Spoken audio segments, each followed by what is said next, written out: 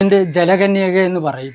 ഇത് പൂജാരിമാർക്ക് ഭദ്രകാളി ക്ഷേത്രത്തിൽ പൂജ ചെയ്യുന്നതിനുള്ള ആസനമാണ് ഇത്. ഇരിപ്പിടം വേറെ ക്ഷേത്രങ്ങളിൽ ഉപയോഗിക്കില്ല. ഇല്ലില്ല.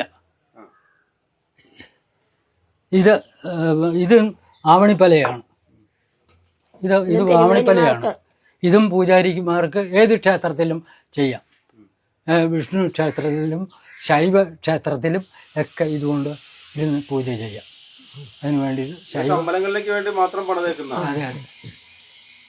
നല്ല ഓർഡർ വരുന്നുണ്ടോ? ഉണ്ട്, ഒരുപാട് കൊടുത്തിട്ടുണ്ട്. ഒരുപാട്. ഇത് സരസ്വതി പീഠം ഒരു ഒറ്റപ്പലയാണ്.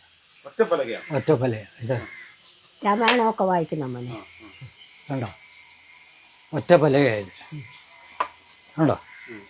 ഇത് പുസ്തകം വായിക്കാൻ കണ്ടോ. ഇതാ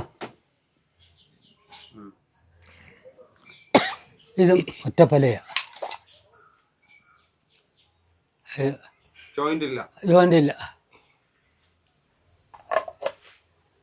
മറ്റേത് പുസ്തകപ്പെട്ടി.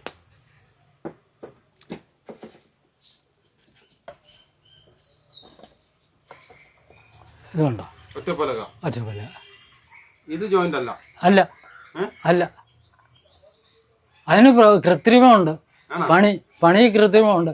ഇത് ഇതിൻ്റെ കൊണ്ടി ഈ കയറ്റുന്നതിന് പ്രത്യേക മാതൃകയുണ്ട്. അത് വരുമ്പോൾ അത് ചേറും. അതെ, ടെക്നിക്കാണ്. പറയത്തില്ല, അതൊന്നും പറഞ്ഞു തരികയില്ല.